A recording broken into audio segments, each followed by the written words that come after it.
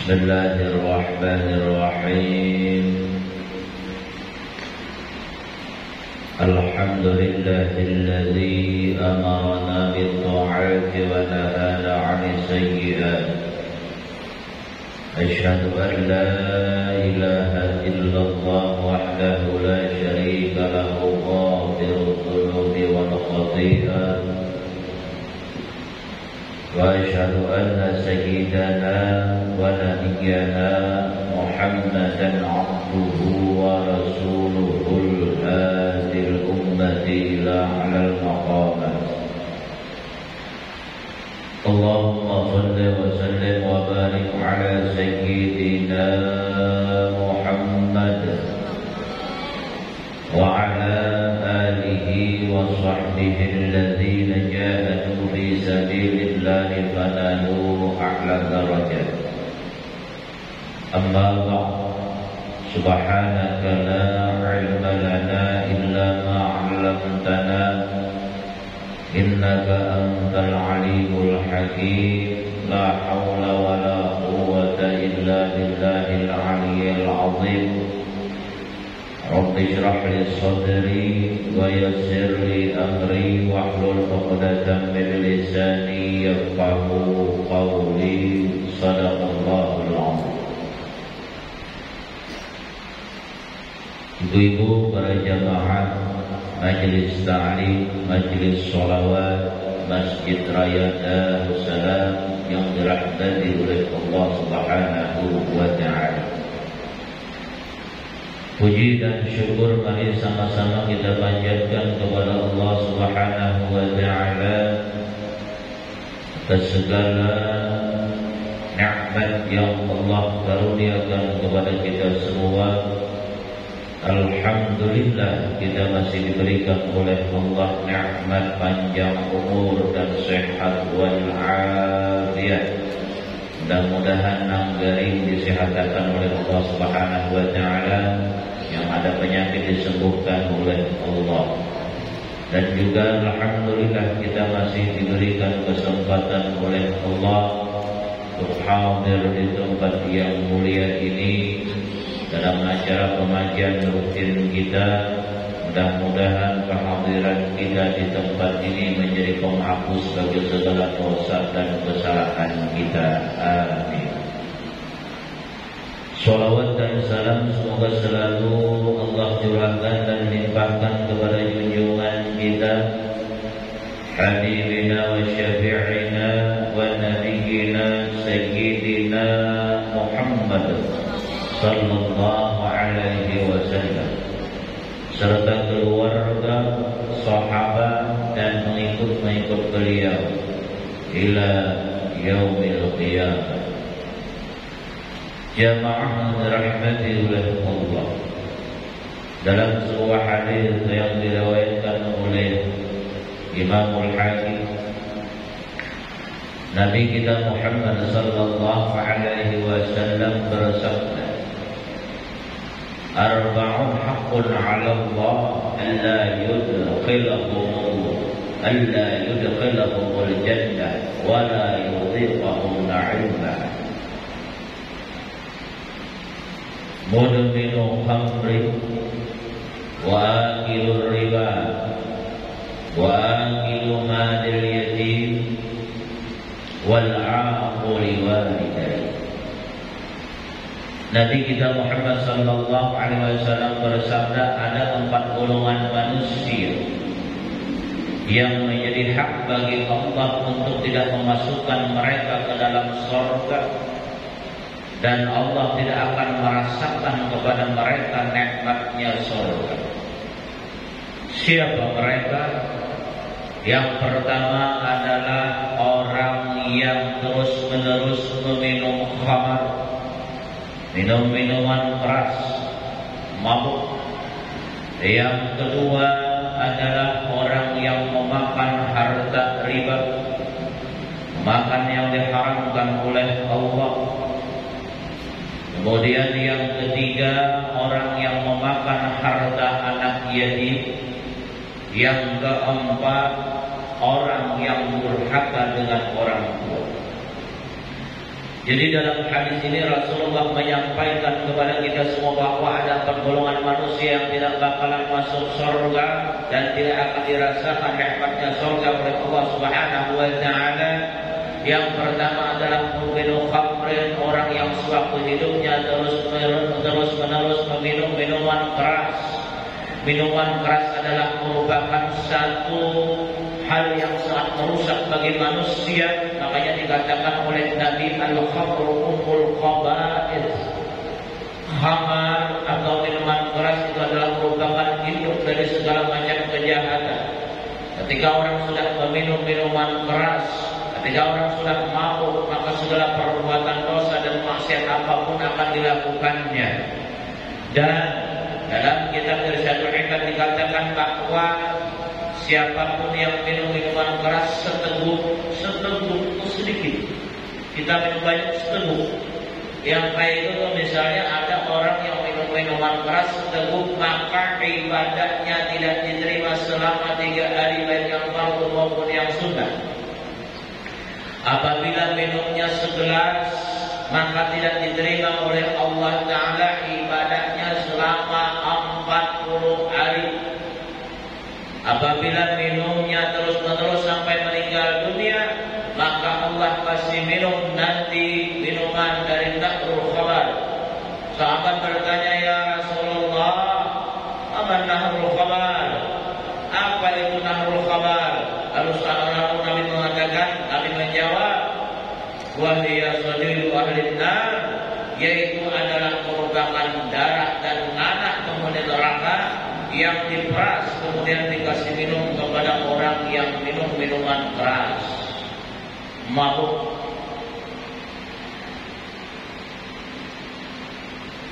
Orang yang meminum minuman keras, Abdullah bin Mas'ud mengatakan, idza mata syaribul khamri fadfinuhu mambashu wa lam tajidu masrufan 'anil qiblah faqtuluni.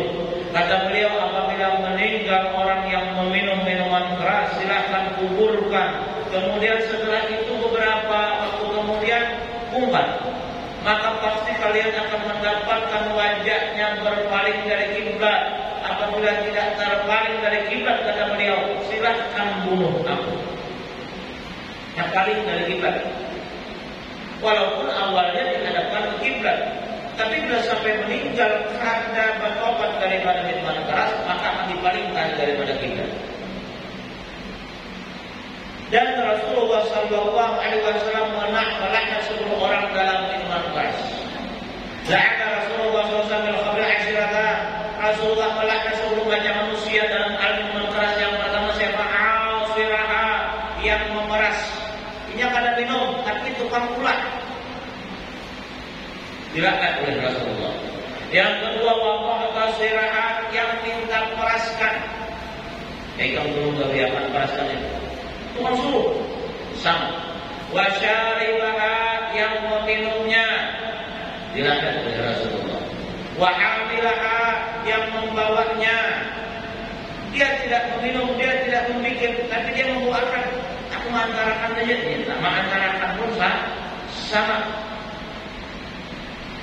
Wal mahmulata ilaih, dan yang dibawakan. Wa ba'i' wa saqi'ah, dan yang menuangkan. Yang ada minum, kada maulah, tapi yang menuangkan pun dilaknat oleh Rasulullah. Wa ba'i'aha, yang menjualnya, minum kada, maulah kada, tapi menjual, dilaknat oleh Rasulullah. Wa akla samaniha, yang memakan duitnya, yang kadang minum minuman keras, yang kadang menjual, yang kadang membawa, yang kadang kita bawakan, yang kadang menuangkan, tapi memakan duitnya. Sama. Bahasa Jawanya sama itu apa? Moduai. Sama. Ada bedanya. Wal mushtari alai, yang membelinya. Wal mushtari alai, yang membelinya, tukang tukarakan. Tukarakan lah, tukarakan minuman keras botol, dia belum buat 50.000. Padahal sini tukarakan aja. Dilaknat oleh Rasulullah. wal mustaratalah, dan orang yang dibelikan, minta belikan, yang minta belikan itu dilaknat oleh Rasulullah. Inilah 10 macam orang yang dilaknat yang berkaitan dengan khamar. Di dalam rumah itu tidak ada minuman keras, malaikat pada mau masuk. Jangankan minumannya, botolnya kalau bisa jangan di dalam rumah. Botolnya jangan di dalam rumah. Koleksi aja dong gitu. Nah, diisi misalnya air minuman, jangan buat.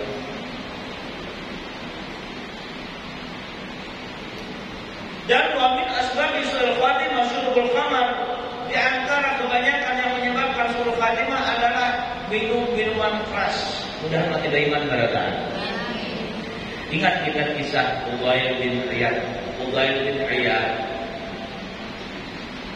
Satu hari Sidin menghadapi murid beliau yang sakaratil maut.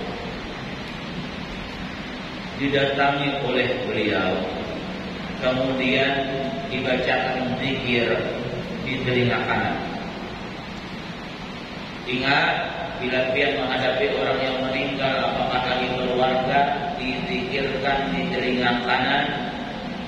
Dan tidak usah berpanjang lebar, tidak usah babadir, yang penting langsung la ilaha illallah.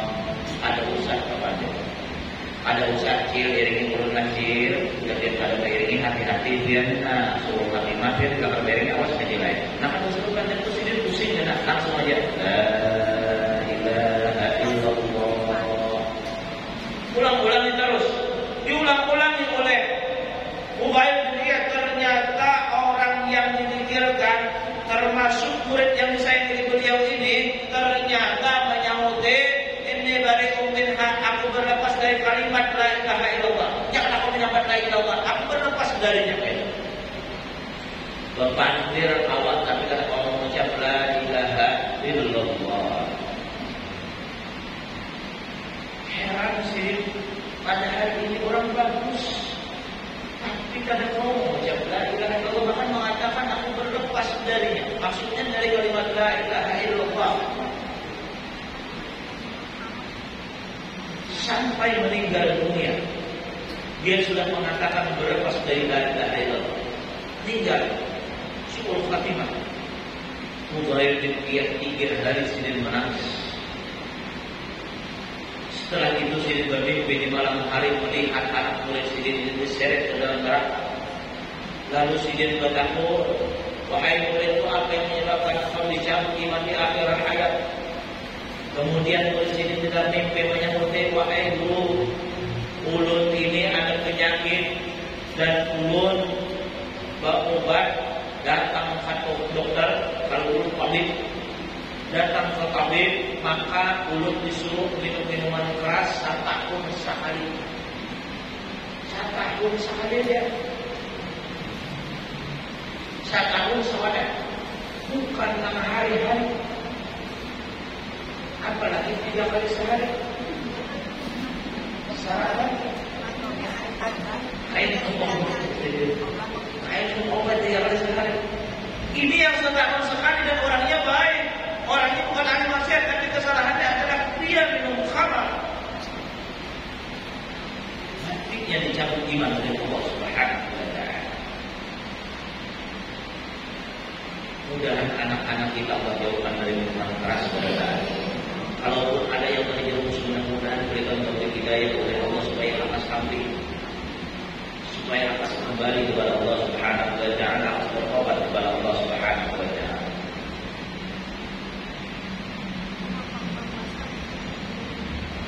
Yang kedua, yang dilaknat oleh Allah, wakilur riba, dan orang yang memakan harta riba, usahanya riba, usahanya caranya cara riba, padahal dia tahu bahwasanya itu riba, tetap dijalankannya, tetap dimakannya hasilnya. Kemarin sudah mau sampaikan di pengajian bahwa Nabi SAW bersabda, dirhamun min riba yaqulu ar-rajulu wa huwa ya'lamu asyaddu min sittatin wa salatina zandiyatan. 1 dirham yang riba dimakan oleh seseorang, dia tahu bahwa itu riba, maka dosanya lebih besar daripada 36 kali berzina. Sekali berzina menghapus pahala ibadah 70 tahun. Sekali makan riba itu lebih besar daripada 36 kali berzina. Tapi dia tahu dan dia sadar bahwa yang dimakannya itu adalah riba. Mudah-mudahan Allah hindarkan dari sebelah yang praktik riba ini. Kenapa orang berat meninggalkan riba? Karena ada ketakutan dalam hati, kalau aku berhenti dari usaha ini, kayak apa aku makan, kayak apa aku mau ngurusi anak ini, kayak apa kena uang belanjanya, kayak apa ini untuk ini, untuk itu, untuk ini, untuk itu. Allah Ar-Razzaq dalam Al-Quran, Inna Allaha huwar Razzaq. Sesungguhnya Allah, dialah dia Allah yang maha pemberi rezeki. Tauhidnya 3, artinya bujur Allah Ta'ala itu pemberi rezeki. Kalau yakin bahwa Allah Maha Pemberi rezeki, Allah yang menciptakan rezeki, Allah yang menciptakan orang yang menerima rezeki, Allah yang menciptakan sebab-sebab datangnya rezeki, Allah pula yang menyampaikan rezeki kepada orang yang berhak menerima rezeki. Apa yang anda lakukan?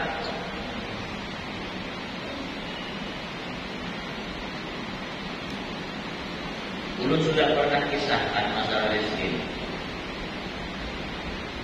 Nabi Musa kemudian ketika disuruh oleh Allah Ta'ala datangi Fir'aun, dia Nabi Musa kayak anak ini itu mana? Lalu dia Allah Ta'ala, wahai Musa, pada batu gana, dipukul lagi yang ketiga, ada 1 ekor semut di mulutnya, ada makanan di mana? Bukan mantan yang memikirkan di dalam lapisan batu yang ketiga ada semut dan ada rezeki di mulutnya. Dan itu semut membaca tasbih subhana man yarani wa ya'lamu makani wa yadkuruni wa la yansani, maha suci Allah yang selalu melihat aku dan mengetahui keberadaanku, yang selalu ingat kepadaku, tidak pernah lupa kepadaku. Semut di dalam batu ada rezekinya, apalagi kita di atas muka bumi.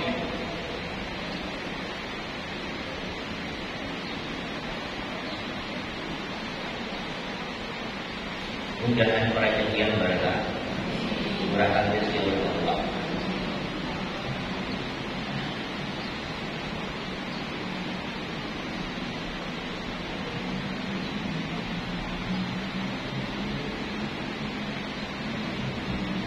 Allah nak menjamin rezeki, jangan takutkan.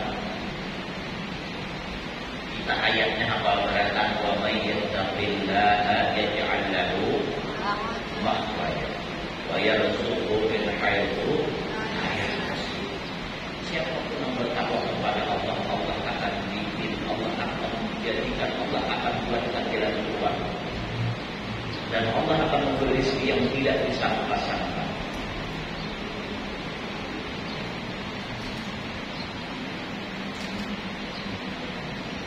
Rezeki sudah diatur oleh Allah Ta'ala.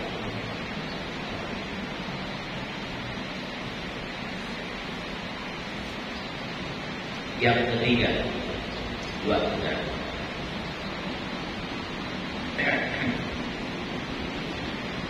Yang ketiga, yang ada dimasukkan oleh Allah ke dalam surga.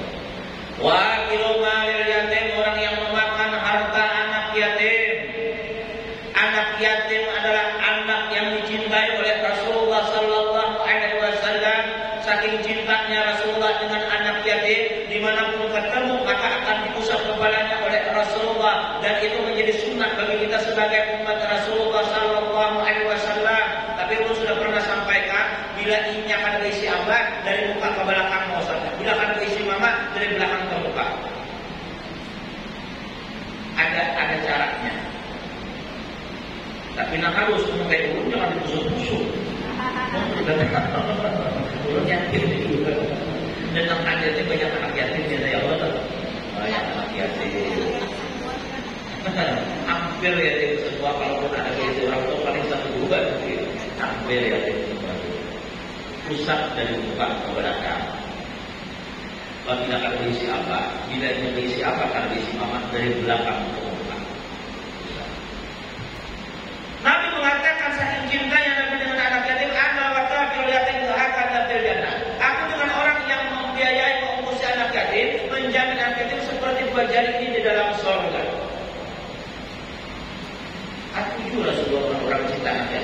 Tapi hati-hati ketika orang menyanyiakan anak yatim, memakan harta anak yatim, ancamannya berat.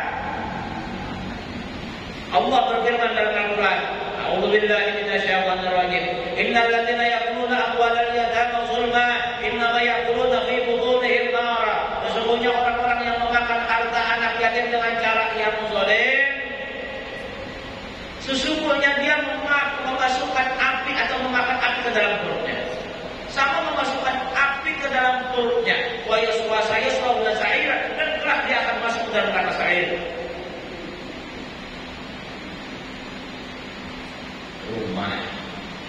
Di rumah kita ada anak yatim, maka Nabi mengatakan itu khairu baitin util muslimin baitun fi yatim wa ihsan ilaih. Rumah yang ada di dalamnya anak yatim itu rumah yang paling baik di antara rumah kaum muslimin, paling baik. Tapi ada ujungnya ihsan ilaih apabila diperlakukan dengan baik. Tapi wasyarru baitin bil muslimin baitun fi yatim yusabilaih. Sejahat-jahat rumah apabila rumah itu di dalamnya ada anak yatim yang diperlakukan dengan jahat. Abahnya meninggal dunia, kemudian hartanya diambil, anak yatimnya dipelihara dalam rumahnya, tapi tidak dibiayai ke sekolah, disia-siakannya, dia hanya ditanya apa? Memelihara anak yatim di rumahnya supaya hartanya orang lain.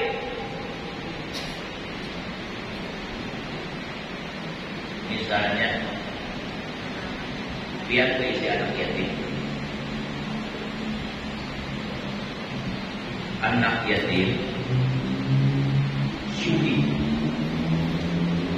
Abahnya dalam tanah biar. Anak yatimnya mewarisi harta. Tapi karena ia akan-akan, maka dia mengelola akan hartanya. Bila dia sudi, dia tidak boleh mengambil upah dari pengelolaan harta. Tapi bila ia mengelolanya susah, maka boleh mengambil sesuai dengan upah yang berlaku di daerah itu. Sudah ada orang. Ada satu kisah yang betul-betul pernah terjadi. Orang ini meninggal dunia, meninggalkan anak dan seorang istri. Lalu anaknya ini masih harus, maka abahnya sudi di sebuah perusahaan. Sudi. Akhirnya datanglah pamannya dan sanak abahnya. Laki Ika meninggal dunia, anak Ika masih ada. Ika kalau bisa jadi menjalankan usaha ini, biar ya aku yang menjalankan semuanya. Ini ada bapak, tapi datangkan notaris tentang saksi dan sebagainya. Ini dan serahkanlah semua aset kepada anak laki. Setelah diambil, bawanya keluar negeri, jualnya bawanya keluar negeri. Di luar negeri lalu membangun usaha, sukses sampai kawin lawan orang luar negeri, tambah maju. Setelah puluhan tahun berlalu, kurang lebih 15 tahun, ada keinginan dalam hati anak kulit ke daerah seorang, anak kulit ke negara seorang. Dengan modal yang besar, bawa ke negara seorang, kemudian membangun perusahaan, sukses. Anak yatim yang masih kecil tadi sudah besar, sudah tumbuh menjadi anak yang dewasa. Lalu datanglah ke rumah pamannya. Dia tidak hendak mengambil duit kada, hendak mengambil harta kada, tapi dia datang, paman, ulun lawan mama ini hidup susah paman. Kalau pian terkena, ulun minta tolong, ulun bagawi di wadah pian. Apa jawaban pamannya? Kejauh ikan.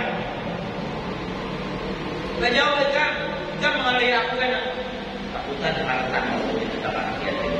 Yang memang diusir. Hidup dalam kesusahan selama 15 tahun akibat punya paman yang baru. 15 tahun kadang makan, harta habis diambil paman.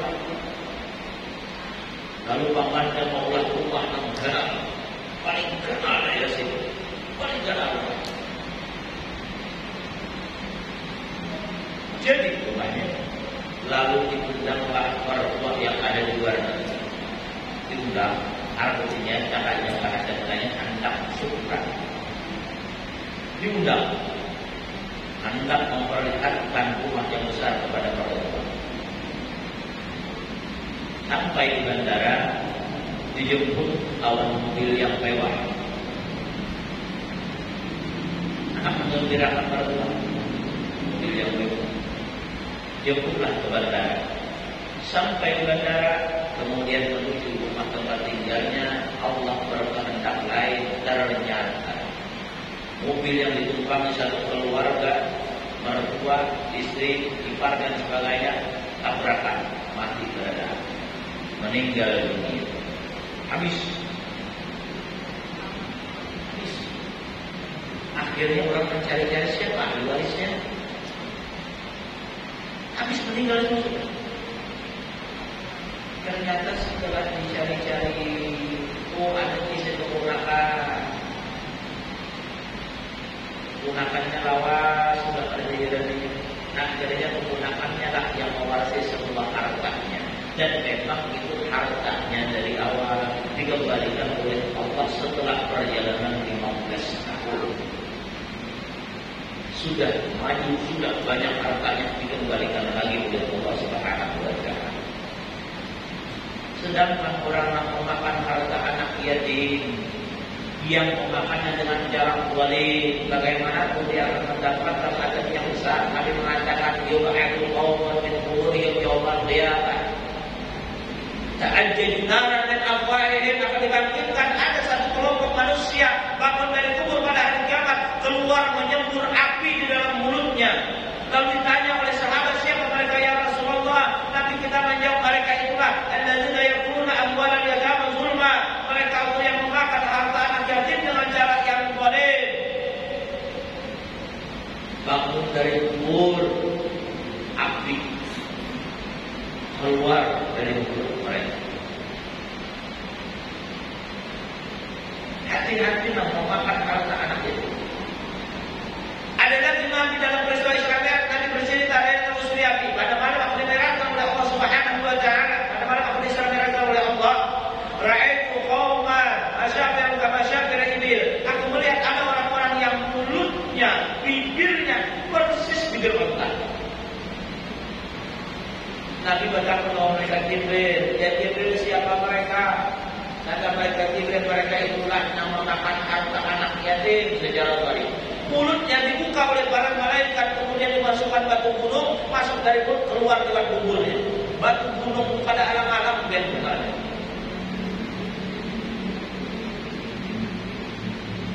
Ada lagi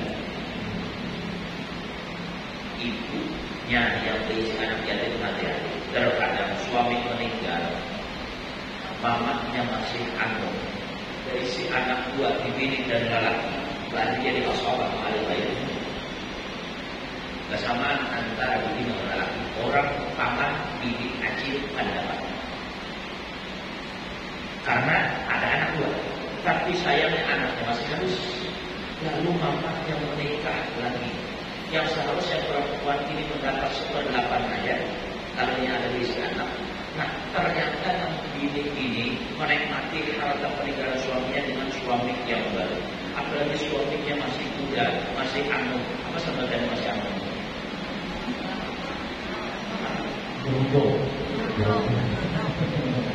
Ditukarakan mobil, ditukarakan sepeda motor. Padahal hartanya punya anak yatim.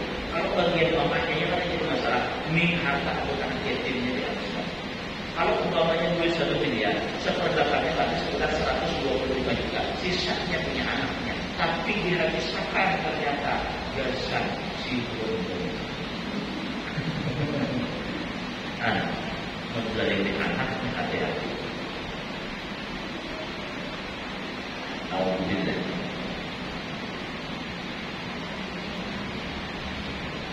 Apabila anak yatim menangis, Nabi mengatakan ya idza bakal yatim ihtazal arsh. Wahai Ali, apabila anak yatim menangis, aras itu bergoyang. Malaikat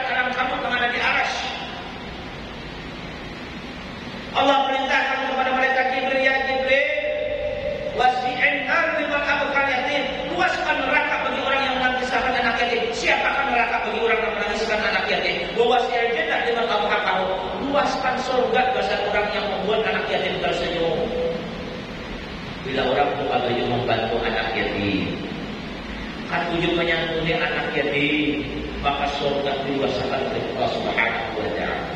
Dipersiapkan surga yang istimewa yang berdekatan dengan Nabi Muhammad SAW. Tapi apabila orang itu menangiskan anak yatim, hartanya diambil, tanahnya diambil, tokonya diambil, maka kata Allah, jadi wasi'na liman abkal yatim, luaskan neraka bagi orang yang menangiskan anak yatim.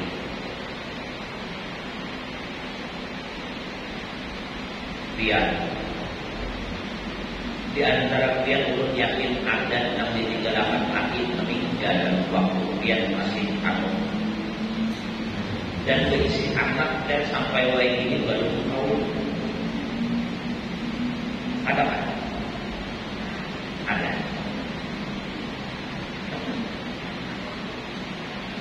Mungkin bisa umur 40, 45 kaki meninggal.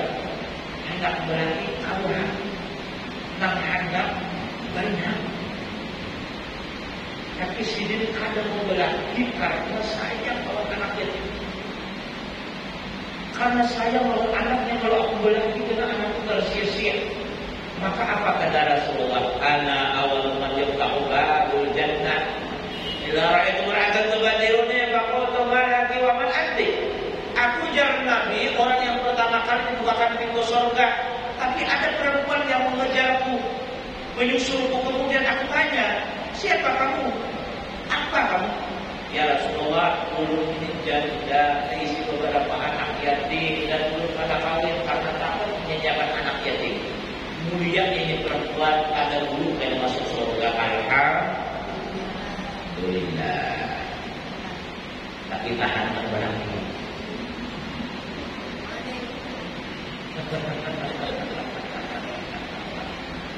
Kan berarti itu beda berarti.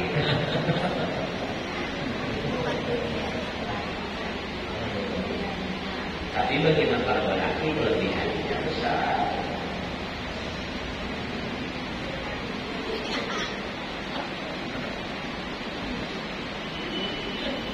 Karena dia banyak ketika yang janda ini berarti anak yatim itu kadang ada diperhatikan lagi sekolahnya, belanjanya. Kenapa? Mamanya sudah rame.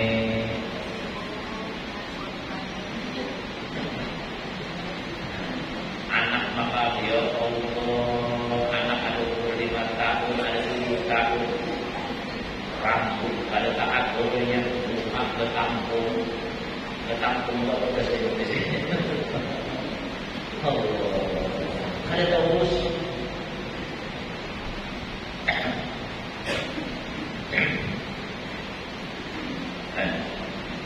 Untunglah dia apabila dipilih oleh Allah untuk menjadi perantara menolongi, menyantuni, membantui anak-anak yatim. Untunglah dia yang mengajak orang lain untuk memperhatikan anak yatim. Beruntunglah dia yang menjadi orang tua asuh dari anak yatim, atau dapat menyisihkan rezeki tiap bulan belasan anak yatim walaupun ada banyak. Yang menurut kita ada seberapa, tapi menurut mereka yang menerima itu nilainya sangat besar. Ada gampangan biar anak yatim itu kadang memperhatikan tahu sebiji, kurangnya di rumah banyak, sebiji digoreng, kalau dadar dibagi 6. Kita di rumah sebiji seorang kan? Mudah-mudahan usia anak yatim itu kurang rezeki oleh Allah Subhanahu wa taala, dinyatakan oleh Allah Subhanahu wa taala. Tapi hati-hati orang-orang yang memakan harta anak yatim. 3, saudara.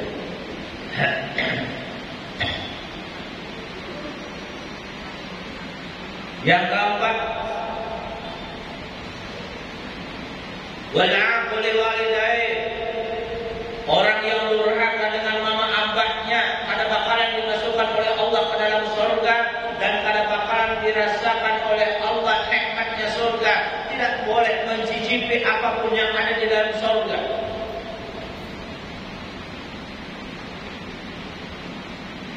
Orang yang paling berjasa dalam hidup kita adalah mama abah kita, yang rela mengorbankan harta, yang rela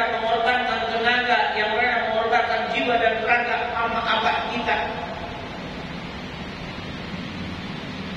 yang mengandung 9 bulan 9 hari, menyusui selama 2 tahun, melahirkan antara hidup dan mati pada genggaman.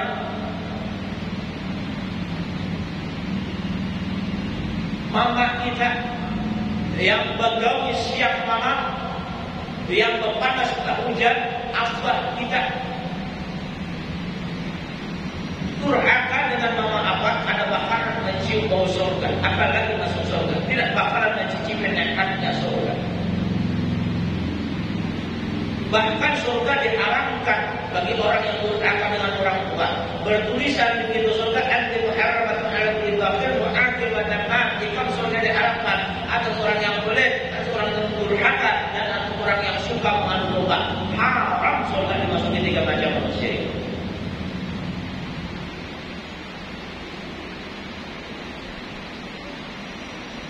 Kita berharap di saat kita Tuhan, di saat kita kata kalau apa-apa, ada anak yang mengurusi kita, ada anak yang menguruti kita, ada anak yang mengambilkan makan dan minum untuk kita. Tapi jangan harap itu akan tercapai manakala di saat orang tua kita dalam keadaan pada berdaya, kita pada kalukan. Bagaimana kita memperlakukan mama abah kita saat ini, sungguh itu adalah gambaran perlakuan anak kita terhadap kita di masa akan datang.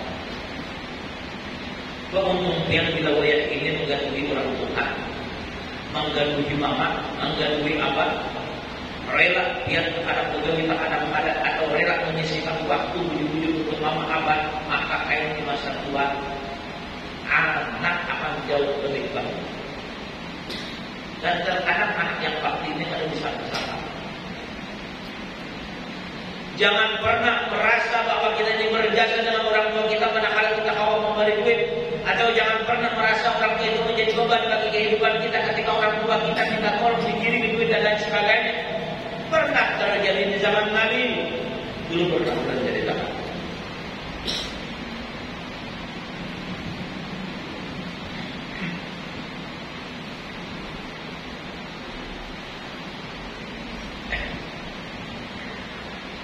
Orang ini datang masih muda, tapi sudah berkeluarga. Datang kepada Nabi Muhammad, ya Rasulullah, inna abi akhadha mali. Wahai Rasulullah, abah ulun mengambil duit ulun, ada kepadahan. Abah ulun mengambil duit ulun ya Rasulullah.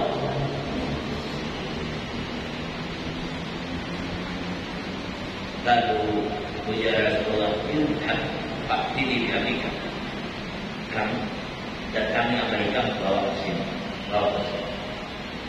Waktu orang ini berjalan menuju rumah abahnya, sekalinya datanglah malaikat Jibril kepada Nabi Muhammad.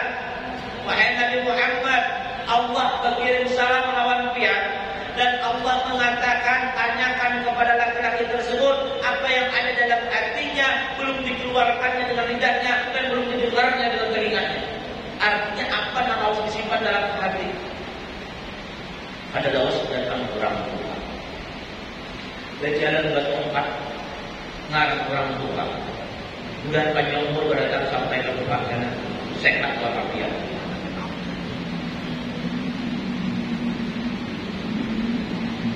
Lalu ditanya oleh Rasulullah, ma balu ibnu, ma balu ibnuka, yashkuka ilaihi. Ujar Nabi, anak pian mengadukan pian lawan ulun, kenapa? Inna kata malahu pian menuju kamu ambil duitnya. Lalu orang tua ini dengan suara bergetar mengucap, ya Rasulullah, tanyakan kepada anak ulun, apakah ulun mengambil itu gasan ulun kan, atau gasan acil-acilnya kan? Ujar Rasulullah, jangan ada, tinggalkan masalah ini. Sekarang ya Rasulullah, katakan apa yang tersimpan dalam hatimu belum pernah kau ucapkan dengan Laki-laki ini kaget. Kenapa? Oh, Rasulullah mengetahui apa yang ada dalam hatiku. Ya Rasulullah, tidaklah menampak perkataanmu ini, melainkan aku semakin beriman kepadamu. Ya Rasulullah, sejak anakku ini lahir, anak ada di hadapan. Sejak anakku ini lahir, aku ya Rasulullah yang merawatnya, yang menjaganya. Ketika anakku sakit, aku yang bangun tengah malam. Kita bila anak garing sama aman pada Nabi Muhammad. Aku yang bangun tengah malam, aku yang menjaganya. Terkadang ya Rasulullah, aku menangis karena khawatir anak ini jangan-jangan kayak meninggal dunia, walaupun aku tahu bahwa saya mau sudah diatur oleh Allah Ta'ala. Ketika anakku beranjak dewasa, maka makanan, minuman, direbutnya semuanya, aku yang membiayainya ya Rasulullah. Ketika anak sudah dewasa dan dia dapat mencapai cita-citanya, ini yang aku harapkan.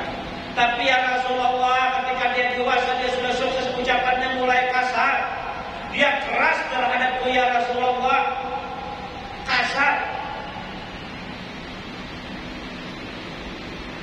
Dia merasa seolah-olah walaupun dia yang berjasa, seolah-olah dia yang berbuat baik kepadaku. Padahal ya Rasulullah, apapun telah dikorbankan untuknya. Rasulullah menangis sedih, menangis. Kemudian Sidin berkata dengan perkataan singkat, Anta wa maluka li abika. Nah, dirimu, hartamu itu adalah punya bapakmu.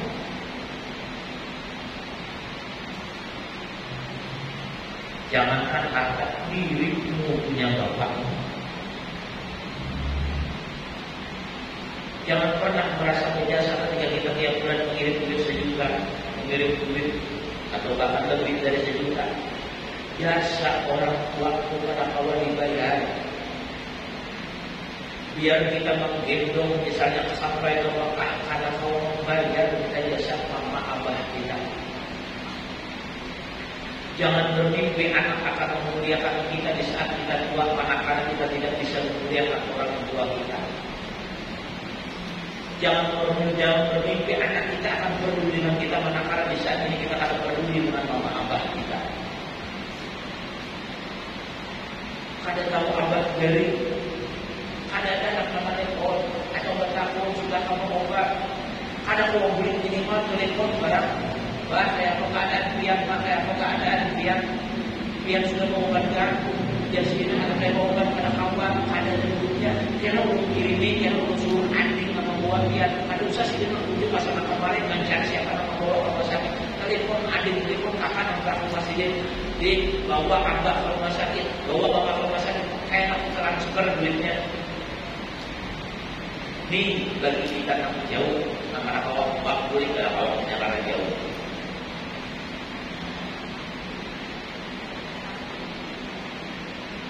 Untung nggak bila kita masih berisi mama abah.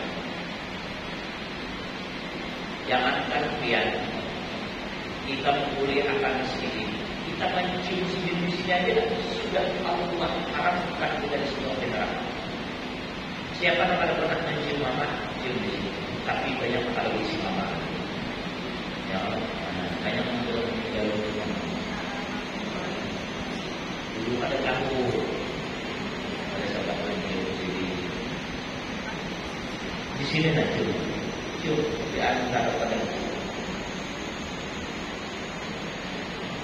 Yang biasa suara tinggi daripada mama, jangan tinggi.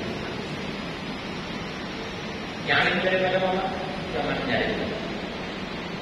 Ketika mama memanggil, jangan pura-pura ada mendengar. Kita ni kan jangankan waktu duduk, jangankan waktu nonton TV, jangankan waktu main HP. Kita waktu sembahyang, mama memanggil saute. Wah, asalkan sembahyang sunat. Kalau yang wajib jangan.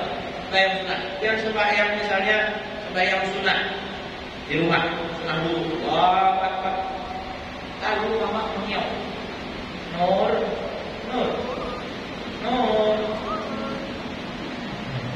Anak-anak mengalami itu. Hampir sebagian sauti begitu, Pak. Kalau akan menggunakan banyak. Ingat kita kisah orang yang di dalam gua nomor 3 waktu berjalan dalam hadis Nabi riwayat Bukhari Muslim. Orang ini berjalan bertiga, ternyata waktu itu hujan, lalu bertaruh ke dalam gua, tahu-tahu ada batu bata menggelinding gugur pas di muka mulut pintu gua, menutupi pintu gua.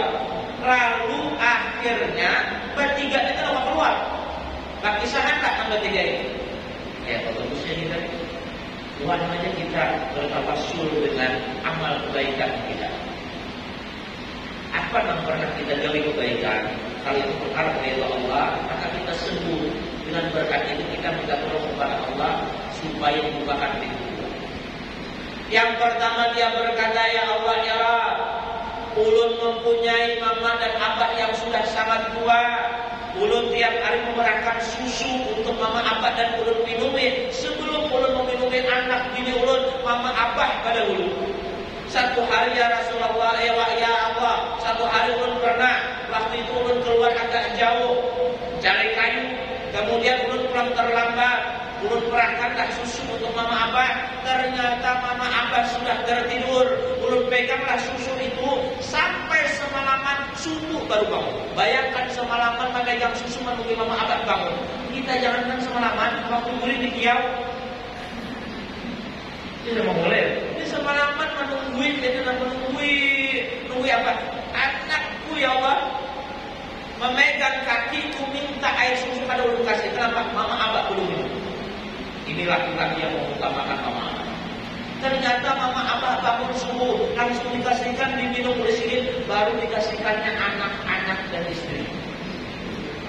Bayangkan semalaman berdiri memegang minuman susu semalaman. Allah. Ini terkadang dibawain pergantian di rumah sakit ada penjaga pembalut, padahal di rumah sakit kau aja berapa? Padahal di rumah sakit kau aja berduduk. Kau aja sambil melayani HP, sidin ini berikutan susu sampai susu. Akhirnya pintu buat dan geser sepertiga, kurang, tapi tak ada orang keluar. Dan geser.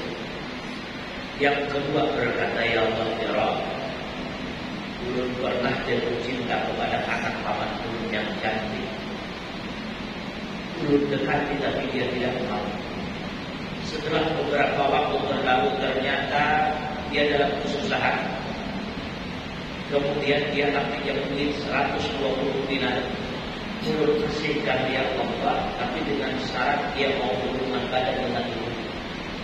Dan dia terpaksa mau. Tapi ketika ulun anak menggaulinya, dia berkata, Ittaqillah, bertakwalah kamu kepada Allah, jangan kau lepas cincin kecuali dengan cara yang baik. Maksudnya janganlah melakukan hal yang tidak baik kecuali dengan cara yang halal. Lalu ulun tinggal ya Allah, kalau memang itu ulun lakukan untuk mengharap itu, akan dibuat kemudian 2/3, tapi masih belum bisa keluar. Yang ketiga berkata lagi, ya Allah ya Rabb, ulun punya karyawan beberapa orang, kemudian masing-masing tiap gajian ulun gaji, tapi ada satu karyawan tidak sempat ulun gaji, dia menghilang. Duitnya ya Allah, gajinya ulun belikan kepada binatang ternak sampai banyak. Mamanya dibelikan kambing tambah banyak, dia dibelikan sapi tambah banyak sampai dibelikan onta. Setelah beberapa tahun datang orang ini, mana upah penanggung? Lalu saya katakan ya Allah ya Rabb, itu semua kambing, sapi, onta yang ada di situ itu milikmu. Kamu perhatikan, biar jangan mengejek dulu. Ada di benar, itu semua yang ada di situ adalah milikmu. Ambil, diambilnya semuanya. Alhamdulillah, ada ditinggalnya satu pun pada ditinggalnya. Orang berapa tahun merawatnya, kan ada ditinggalnya sama sekali. Nah, apabila ulun ikhlas karena mengharap itu ya Allah, bukakan pintu dua. Akhirnya duanya terbuka, maka nanti 3 orang itu bisa keluar berada. Nah, berkat apa? Berkat amal kebaikan, salah satunya tadi bakti dengan orang tua. Mudah-mudahan anak kita Allah berikan taufik hidayah untuk menjadi anak yang senantiasa bakti kepada orang tua, yang bukan hanya di saat kita hidup sampai kita meninggal dunia anak kita pandai mengatakan berwarabbi birri walidayya warhamhuma kama rabbayani shaghira. Ketika meninggal dunia mama abahnya dia pandai berkata Allahumma ighfir lahuma warhamhuma wa'afihima wa'fu anhuma. Ketika dalam kubur dia pandai bersedekah untuk mama abahnya. Ketika mama abah sudah dalam kubur dia pandai membacakan zikir, tahlil dan sebagainya untuk mama abahnya. Amin ya rabbal alamin. Ala hadiniyah wa ala kulli niyatin salihah wa ila hadratin nabi al-fatihah. A'udzu billahi minasyaitonir rajim. Bismillahirrahmanirrahim. Alhamdulillahi rabbil alamin. Arrahmanir rahim. Maliki yaumiddin. Iyyaka na'budu wa iyyaka nasta'in. Ihdinas siratal mustaqim. Siratal ladzina an'amta 'alaihim ghairil maghdubi 'alaihim waladdallin. Amin. Amin ya Allah ya rabbal alamin. Bismillahirrahmanirrahim. Alhamdulillahi rabbil alamin. Wassalatu wassalamu ala asyrafil anbiya'i wal mursalin sayyidina wa maulana Muhammad wa ala alihi wa sahbihi ajma'in. Ya Allah ya Rahman ya Rahim ya Hayy ya Qayyum ya Badi'us samawati wal ardi ya Dzal jalali wal ikram ya ilahana wa ilaha kulli syai'in lahu wahid la ilaha illa anta nas'aluka bismika al-'azim wa bi jazzi Muhammadin sallallahu alaihi wasallam an tudkhilana wa dhurriyyatina min 'ibadika as-salihin wa min awliyaika al-muttaqin as-su'ada al-maqbulin al-mahfuzin al-mubarak bil darin alladhi la khawfun 'alaihim wa la hum yahzanun lahum al-bushra fil hayati dunya wa fil akhirah bi rahmatika ya arhamar rahimin. Allahumma barik lana في ذريتنا ولا تضرهم وفقهم لطاعتك وارزقنا برهم. ربنا هب لنا من ازواجنا وذريتنا قرة اعين واجعلنا للمتقين اماما. ربنا آتنا في الدنيا حسنة وفي الآخرة حسنة وقنا عذاب النار. وصلى الله على سيدنا ومولانا محمد وعلى آله وصحبه وسلم. سبحان ربك رب العزة عما يصفون والسلام على المرسلين والحمد لله رب العالمين. تقبل الله منكم. Assalamualaikum warahmatullahi wabarakatuh.